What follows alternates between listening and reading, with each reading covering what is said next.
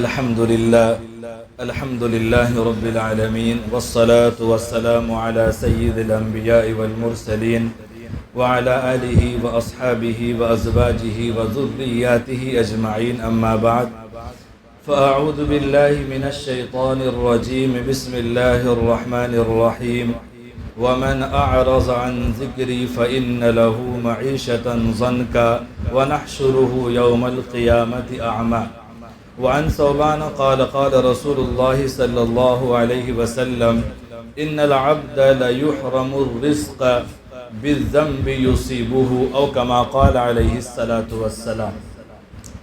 واجب الاحترام بزرگوں اور دوستوں، جمعہ کا مبارک دن ہے، پاکیزہ گھر میں ہم سبھی لوگ جمع ہوئے ہیں۔ ایسے ماحول میں ایک بار دل سے درود شریف پڑھ لیجئے، اللہم صلی علی سیدنا مولانا محمد وبارک وسلم۔ درود شریف پڑھنے کی وجہ سے اللہ کی رحمت متوجہ ہوتی ہے، اور جب کسی کام میں اللہ کی رحمت شامل ہو جائے تو وہ کام کرنا آسان ہو جاتا ہے۔ آپ کے سامنے میں 3 باتیں رکھوں گا، 2 باتیں بیان کرنے کے بعد میں پوچھوں گا کہ میں نے پہلی بات کیا بیان کی تھی، اس لیے اس کو یاد رکھیے تاکہ تیسری بات سمجھنے میں آسانی ہو۔ پہلی بات یہ ہے کہ اس کائنات میں سب سے زیادہ رحم کرنے والا انسانوں کے اوپر وہ اللہ ہے۔ اللہ تعالیٰ سے زیادہ کوئی بھی مہربان نہیں ہے، اسی لیے اللہ کو کہتے ہیں ارحم الراحمین، یعنی رحم کرنے والوں میں سب سے زیادہ رحم کرنے والے اللہ ہے۔ انسان پر ماں باپ جتنا رحم نہیں کرتا اس سے زیادہ اللہ رحم کرتا ہے۔ ایک انسان پر اولاد جتنا زیادہ شفیق نہیں ہوتی اس سے زیادہ شفیق و مہربان اللہ ہوتا ہے۔ انسان کے دوست و احباب، عزیز و اقارب، رشتہ دار، یہ سب جتنے مہربان نظر نہیں آتے ان سب سے زیادہ مہربان اللہ ہوتا ہے۔ تو کائنات میں سب سے زیادہ مہربان اگر کوئی ہے تو وہ اللہ ہے، اسی لیے وہ ارحم الراحمین ہے۔ بخاری شریف کی ایک روایت ہے، راوی حضرت ابو ہریرہ رضی اللہ تعالیٰ عنہ ہے، وہ فرماتے ہیں کہ ایک موقع پر نبی نے فرمایا کہ اللہ تبارک و تعالیٰ نے رحمت کے 100 حصے کیے، 100 حصے میں سے صرف ایک حصہ جنات میں، انسانوں میں، جانوروں میں، دیگر مخلوقات میں تقسیم کر دیا۔ اس ایک حصے کے نتیجے میں یہ اثر دکھنے میں آتا ہے کہ جانور بھی اپنی اولاد پر مہربان ہوتے ہیں، حتیٰ کہ وہ جانور جس کا کام ہے چیر پھاڑ کر کے کھانا، وحشی جانور، شیر، چیتے، یہ جانور بھی اپنے بچوں کے معاملے میں مہربان نظر آتے ہیں، اور اللہ تعالیٰ نے 99 حصے اپنے پاس محفوظ کر لیے۔ تو جب رحمت کے ایک حصے کا یہ اثر دکھنے میں آتا ہے کہ وہ جانور جن کی فطرت میں ہے چیرنا پھاڑنا، وہ بھی بچوں پر مہربان ہو جاتے ہیں، تو اللہ تعالیٰ کے پاس رحمت کے 99 حصے ہیں، وہ اللہ کتنا مہربان ہوگا۔ اس کی مہربانی کے ایک واقعہ حدیث کی روشنی میں سن لیجئے، یہ حدیث بھی بخاری شریف کی ہے۔ روایت کرنے والے حضرت عمر بن خطاب رضی اللہ عنہ ہے، وہ فرماتے ہیں کہ مدینہ منورہ میں کچھ قیدی لائے گئے، اس قیدی میں ایک عورت تھی جن کا بچہ کھو گیا تھا، اور وہ پریشان حال تھی، کبھی ادھر بھاگ رہی ہے کبھی ادھر بھاگ رہی ہے، جو بھی بچہ نظر آتا اسے سینے سے لگا لیتی، اس کو چومنے لگتی، بالآخر اس کو اپنا بچہ مل گیا۔ اب وہ خوشی سے بچے کو گود میں اٹھاتی ہے، کبھی ہاتھ کو چومتی ہے، کبھی جو رخسار کو بوسہ دے رہی ہے، اور یہ سارا منظر ہمارے نبی اپنی آنکھوں سے دیکھ رہے ہیں۔ نبی نے اس منظر کی طرف صحابہ کرام کو متوجہ کیا، ذرا اس عورت کی حالت کو دیکھو، اب ذرا مجھے بتاؤ کیا یہ عورت، یہ ماں اپنے بچے کو دہکتی ہوئی آگ میں ڈال سکتی ہے؟ تو صحابہ نے کہا یا رسول اللہ یہ ماں ہے، اور ماں کب گوارا کر سکتی ہے کہ دودھ پیچھے بچے کو اٹھا کر کے آگ میں ڈال دے؟ تو نبی نے فرمایا اللہ تعالیٰ اپنے بندوں پر اس ماں سے کہیں زیادہ مہربان ہے۔ اگر یہ ماں کی ممتا گوارا نہیں کر سکتی کہ بچے کو دہکتی ہوئی آگ میں ڈال دے، تو وہ اللہ کب گوارا کرے گا کہ اس کا بندہ دہکتی ہوئی آگ میں چلا جائے؟ وہ اللہ کبھی بھی یہ گوارا نہیں کرے گا۔ تو پہلی بات یہ ثابت ہوئی کہ سب سے زیادہ رحم کرنے والے کون ہیں؟ اللہ ہے۔ اب دوسری بات کی طرف آ جائیے بہت مختصر انداز میں۔ دنیا کے اندر بہت ساری چیزیں ہیں جو انسان کو نقصان پہنچاتی ہے، انسان نقصان دہ سمجھتا بھی ہے، لیکن نقصان پہنچانے والی چیزوں میں جو سب سے زیادہ خطرناک ہے وہ ہے انسان کا گناہ۔ دنیا کے اندر بہت ساری چیزیں جس سے نقصان پہنچتا ہے انسان کو، سانپ ہے، بچھو ہے، زہریلے جانور ہے۔ سانپ اگر ڈس لے تو نقصان پہنچتا ہے، اس کے نقصان کے دو پہلو ہے، یا تو اس نقصان کا علاج ہو جائے گا یا اس زندگی کا خاتمہ ہو جائے گا، اور زندگی ختم ہوتی اس کا اثر ختم ہو جائے گا، بعد میں نقصان نہیں پہنچے گا۔ خطرناک سے خطرناک بیماری لاحق ہو جائے، ڈاکٹر کہہ دے کہ علاج ممکن نہیں، آپ موت کے انتظار کیجئے، تو اس کا بھی نقصان بالآخر موت پر دم توڑ دیتا ہے، اور موت کے بعد وہ نقصان آپ کو ظاہر نہیں ہوگا۔ لیکن ایک انسان جو گناہ کرتا ہے، اللہ کی نافرمانی میں لگ جاتا ہے، اس گناہ کی وجہ سے جو انسان کو نقصان پہنچتا ہے وہ اس دنیا میں بھی پہنچتا ہے، قبر میں بھی پہنچے گا، آخرت میں بھی پہنچے گا، اور یہ نقصان ایسا ہوگا جس کی مدت بہت لمبی ہوگی۔ تو سب سے خطرناک نقصان پہنچانے والی چیز کیا ہے؟ انسان کے گناہ ہے۔ اس کے آخرت کے جو نقصانات ہوں گے اللہ نے اور رسول نے قرآن و حدیث میں وضاحت کے ساتھ بیان کر دیا، اور ہم سب سمجھتے ہیں کہ وہ نقصان کتنا خطرناک ہے۔ لیکن ہم چونکہ دنیا کے اندر رہتے ہیں اور ہمارے سامنے دنیا کے نقصانات زیادہ اہم رکھتے ہیں، اسی لیے معمولی نقصان سے بچنے کے لیے آدمی فکر کرتا ہے۔ تو میں آپ کے سامنے گناہوں کے 3 بڑے نقصانات جس کا تعلق دنیا کی زندگی سے ہے وہ آپ کے سامنے میں رکھتا ہوں۔ گناہ کا سب سے بڑا نقصان کیا ہوتا ہے؟ ایک انسان کے رزق میں تنگی پیدا کر دی جاتی ہے۔ نبی نے فرمایا ان العبد لیحرم الرزق بالذنب یصیبہ، کہ انسان گناہ کی وجہ سے رزق کی تنگی میں مبتلا ہو جاتا ہے۔ رزق کی تنگی کا مطلب یہ نہیں ہے جو ہم سمجھتے ہیں کہ وہ بھوکا مر جائے گا، کھانے کو روٹی نہیں ملے گی، پہننے کو کپڑا نہیں ملے گا، رہنے کے لیے مکان نہیں ملے گا، ایسا کچھ نہیں ہے۔ رزق کی تنگی کا مطلب یہ ہے کہ رزق کی کشادگی سے آدمی چاہتا کیا ہے؟ سکون، اطمینان۔ بڑے سے بڑا آدمی اتنی محنت کر کے دولت جمع کر لیتا ہے، اقتدار حاصل کر لیتا ہے، اور گھر میں فرما بردار اولاد ہوتے، ان سب سے مقصود کیا ہے؟ سکون، اطمینان۔ گناہگار کی زندگی سے یہ چیزیں پتلی گلی سے نکل جاتی ہے۔ گناہگار کی زندگی میں سکون نہیں ہوتا ہے۔ آپ دیکھ لیجئے، دولت کے انبار ہیں، ہوائی جہازوں میں سفر ہو رہا ہے، دروازے پر 24 گھنٹہ ہاتھ باندھے ہوئے خدمت گزار کھڑے ہیں، لیکن صاحب کو سونے کے لیے جاتا ہے، بستر پہ کروٹیں بدل دیتا ہے، نیند نہیں آتی، کیوں؟ بہت بے چینی ہے۔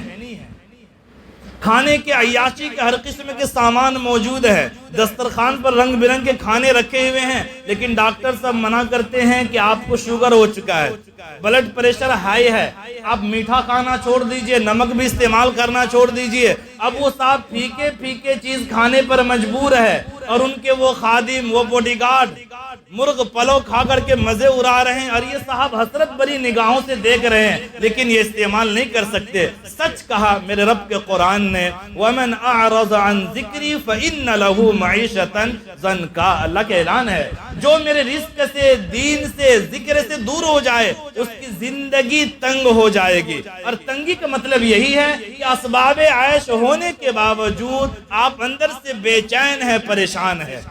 اس کے بالمقابل ان لوگوں کو دیکھ لیجئے جن کی زندگی اللہ اللہ کر کے گزر رہی ہے، اسباب بہت کم ہوتے ہیں، لیکن سکون اور اطمینان سے ان کا دل مالا مال ہوتا ہے۔ اگر آپ تجربہ کرنا چاہیں تو تجربہ کر لیجئے، چند دن آپ گناہوں سے دور ہو جائیے، پھر دونوں حالت میں موازنہ کیجئے، کمپیریزن۔ ایک وہ حالت جو عیاشی میں گزر رہی تھی، پھر دل کی کیا حالت تھی، اور یہ ایک حالت کہ آپ گناہوں سے دور ہو گئے، تو دونوں حالتوں میں آپ کو زمین و آسمان کا فرق نظر آ جائے گا۔ تو ان گناہ کا ایک بڑا نقصان یہ ہوتا ہے، آدمی دلی طور پر پریشان ہو جاتا ہے، زندگی سے برکت ختم ہو جاتی ہے۔ اس لیے گناہوں سے بچنا چاہیے۔ گناہوں کا ایک دوسرا بڑا نقصان دنیا کی زندگی سے جو تعلق رکھتا ہے وہ یہ ہے کہ ایک گناہگار اللہ کی معیت سے، اللہ کی حمایت سے محروم ہو جاتا ہے۔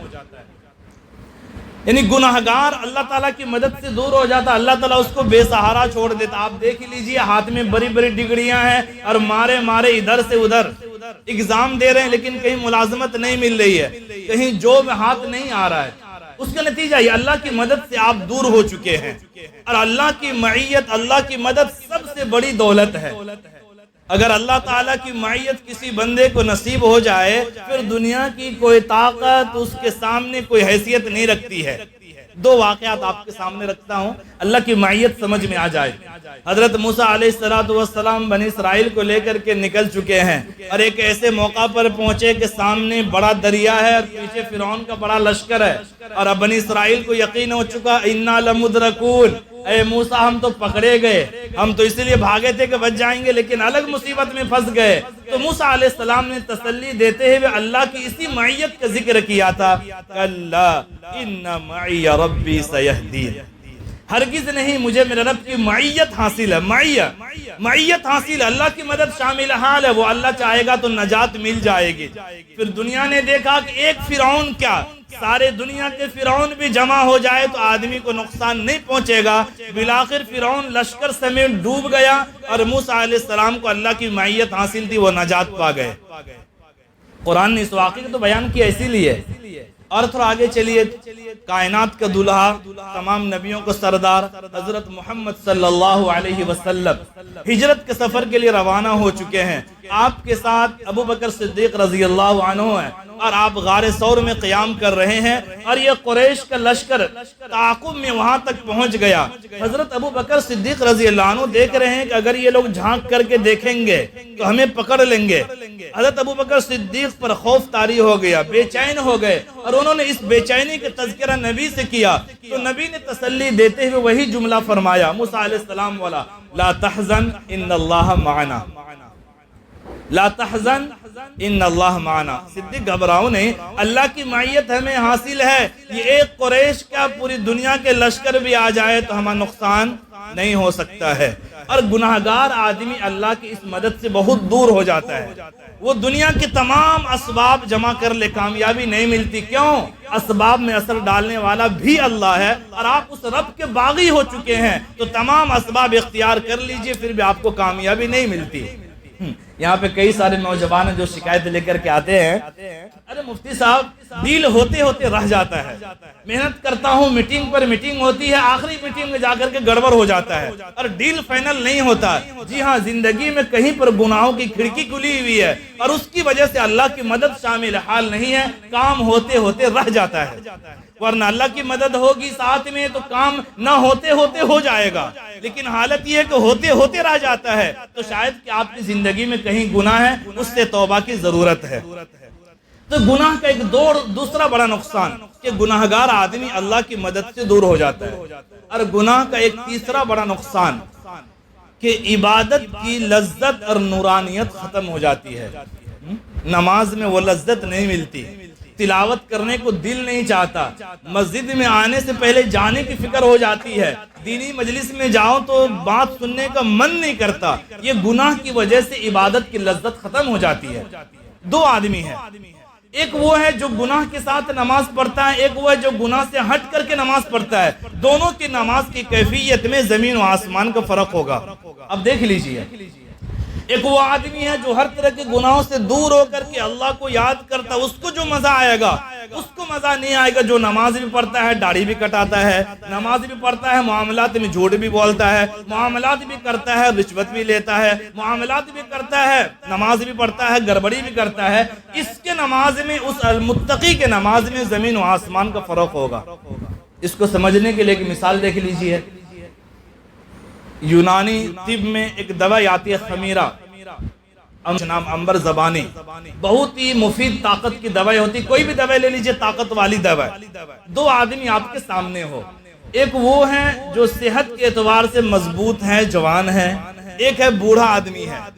طاقت کی دوائی بہت بہترین ہے، جوان آدمی استعمال کرے گا اس کو جتنا فائدہ ہوگا، بوڑھے آدمی کو اتنا فائدہ نہیں ہوگا، کیونکہ یہ آدمی ظاہری اعتبار سے مضبوط ہے اور یہ بوڑھا آدمی ہے، اس کے ظاہر مضبوط نہیں ہے، کمزور ہے، تو دوائی ایک ہے لیکن اثر الگ ہوگا۔ ایک آدمی جس کا پیٹ خراب ہے، وہ طاقت کی کتنا بھی دوائی کھا لے وہ فائدہ نہیں ہوگا۔ ایک آدمی جو جسمانی اعتبار سے مضبوط ہے، وہ تھوڑا بھی طاقت کی دوائی کھا لے جو فائدہ ہوگا، دونوں کے فائدے میں فرق ہوگا۔ ایک گناہگار آدمی نماز پڑھے گناہ کے ساتھ، اس کے نماز میں وہ طاقت نہیں ہے، وہ اثر نہیں ہے جو گناہوں سے بچنے والے نمازی کے نماز کے اندر اثر ہوتا ہے۔ تو یہ گناہ کی دنیا کے 3 بڑے نقصانات ہیں۔ نمبر 1، گناہ کے ایک نقصان یہ ہے کہ زندگی سے سکون پتلی گلی سے نکل جاتا ہے، آپ ڈھونڈتے رہیے سکون نہیں ملے گا۔ نمبر 2، اللہ کی مدد آپ کے ساتھ نہیں ہوگی، آپ ہر معاملے میں گڑبڑ کر جائیں گے، ہوتے ہوتے کام رک جائے گا۔ نمبر 3، عبادت کی لذت ختم ہو جائے گی، آپ کو نماز کا دل نہیں چاہے گا، قرآن سیکھنے کو دل نہیں چاہے گا، دینی مجلس میں جانے کو دل نہیں چاہے گا۔ ہاں، میچ دیکھنے کے لیے 3 گھنٹہ مزہ آئے گا، مووی دیکھ لیے 3 گھنٹے 4 گھنٹے مزہ آ جائے گا۔ یہ سب گناہوں کے سائیڈ ایفیکٹ ہے جس کا تعلق دنیا کی زندگی سے ہے۔ اب پہلی بات پر آ جائیے۔ پہلی بات میں نے کیا کہا تھا کہ اللہ تعالیٰ ارحم الراحمین ہے۔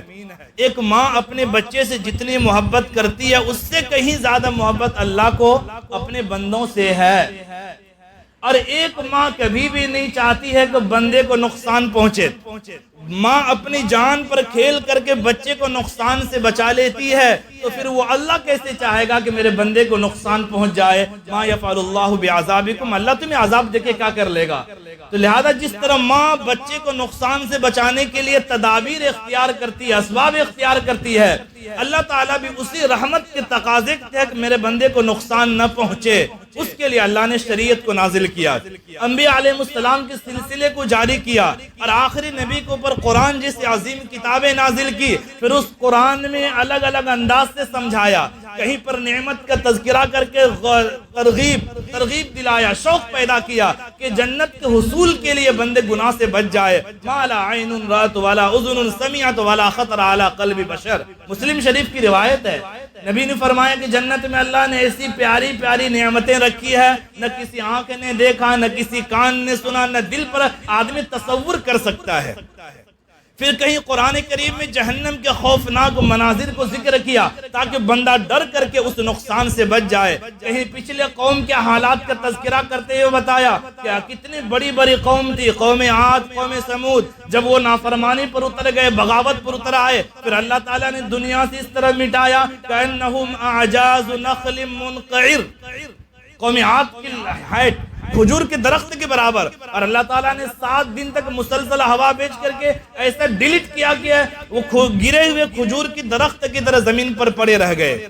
تو اللہ تعالیٰ نے یہ جو طریقہ اختیار کیا اس لیے کہ اللہ کو آپ سے بہت محبت ہے، اور اللہ چاہتے نہیں کہ آپ کو نقصان پہنچے، اس لیے اللہ تعالیٰ نے قرآن کریم میں ان مضامین کو بیان کیا۔ اب ایک سوال یہاں پر، ارے مولوی صاحب چاہتے تو ہم بھی ایک گناہ سے بچ جائے، لیکن کیسے بچیں گے؟ تو ہر بندہ جو بھی مومن ہے اس کے دل میں اتنا تو ڈر ہوتا ہے کہ گناہ کروں گا تو اللہ کی یہاں پکڑ ہوگی، لیکن بچنے کا طریقہ کیا ہے؟ تو بچنے کا ایک ہی طریقہ ہے، ایک ہی طریقہ یہ ہے کہ جس طرح آپ کو مادی چیزوں کے اثر پر یقین ہے 100% کہ بجلی میں کرنٹ ہے، ہاتھ لگاؤں گا جھٹکا لگے گا، موت آ جائے گی، آپ کو کتنا بھی پیسہ دے دے آپ بجلی کے تار پکڑنے کو تیار نہیں، کیونکہ یقین ہے۔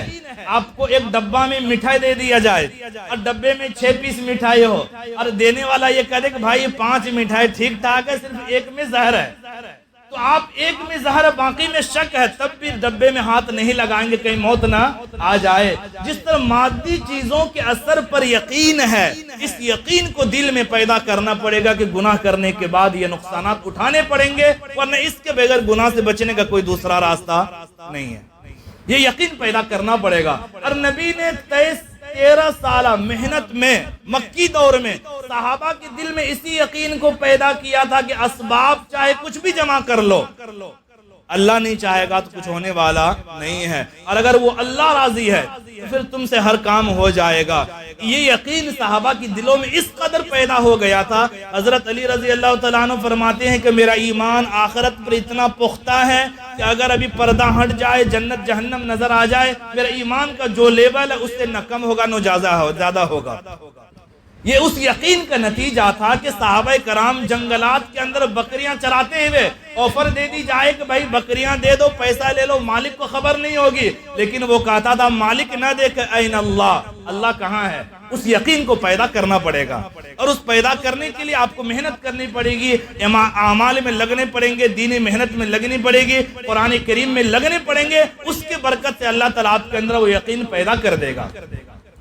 ایک منچلا نوجوان خانقاہ میں ایک پیر کے پاس آیا، ارے حضرت آپ کہتے ہیں گناہوں سے بچو، نظر کی حفاظت کرو، آج میں مارکیٹ میں جاؤں تو برہنہ عورتیں گھوم رہی ہے، بس میں چلا جاؤں، جہاز میں چلا جاؤں، کشتی میں چلا جاؤں، آفس میں چلا جاؤں، ہر جگہ لڑکیاں ہی لڑکیاں بے پردہ، کیسے نظر کی حفاظت ہوگی؟ تو حضرت نے فرمایا کہ میں جواب دے دوں گا، پہلے میرا ایک کام کر دو۔ بولا کیا کام ہے حضرت؟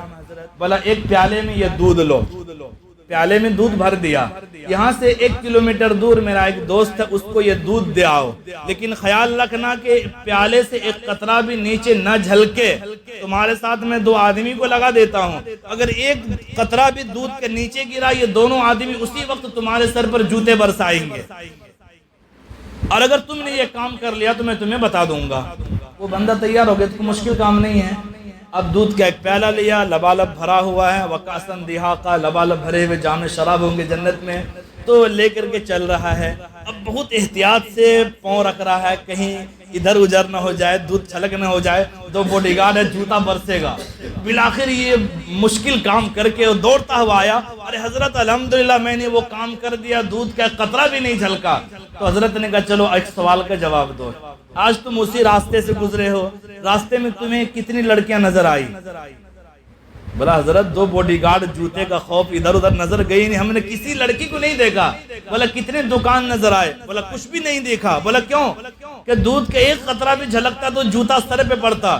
بولتا جس طرح تمہیں اس جوتے کے ڈر سے تم نے کسی لڑکی کو نہیں دیکھا، حالانکہ لڑکیاں سامنے تھی عام دنوں کی طرح، اسی طرح اللہ والے لوگ اس لیے نظر ادھر ادھر نہیں کرتے کہ آخرت میں اللہ کا جوتا سر پر برسے گا۔ تم دنیا کی رسوائی سے بچنے کے لیے نظر کی حفاظت کر سکتے ہو، اللہ والے آخرت کی رسوائی سے بچنے کے لیے دنیا میں گناہوں سے اپنے آپ کو بچا لیتے ہیں۔ تو گناہوں سے بچنے کے ایک ہی طریقہ ہے کہ اللہ کے یقین پیدا کیجیے، آپ جس حالت میں بھی ہیں، جہاں بھی ہے، جس پوزیشن میں بھی ہے، وہ اللہ آپ کو ہر حال میں دیکھ رہا ہے۔ ایک باپ بھی گناہ نہیں کرتا جب اس کے ساتھ میں بچہ ہو، ادھر ادھر غلط موبائل نہیں چلائے گا، کیوں؟ دیکھ رہا ہے۔ اللہ بھی تو یہی کہہ رہے ہیں، الم یعلم بان اللہ یرا۔ اے بندہ جب تو روم بند کر لیتا ہے، دروازہ بند کر دیتا ہے، لحاف اوڑھ لیتا ہے، لائٹ آف کر دیتا ہے، موبائل کی اسکرین کر مووی نکال کے دیکھتا ہے، اس خیال سے کوئی نہیں دیکھ رہا ہے۔ الم یعلم بان اللہ یرا، کیا تمہیں معلوم نہیں کہ اللہ وہاں بھی دیکھ رہا ہے؟ یہ یقین پیدا کرنا پڑے گا، تب جا کر کے ہمارے لیے گناہوں سے بچنا آسان ہوگا۔ اللہ تبارک و تعالی ہم تمام لوگوں کو پوری زندگی گناہوں سے بچ کر طاعت کے ساتھ زندگی گزارنے کی توفیق عطا فرمائے۔ وآخر دعوانا ان الحمدللہ رب العالمین۔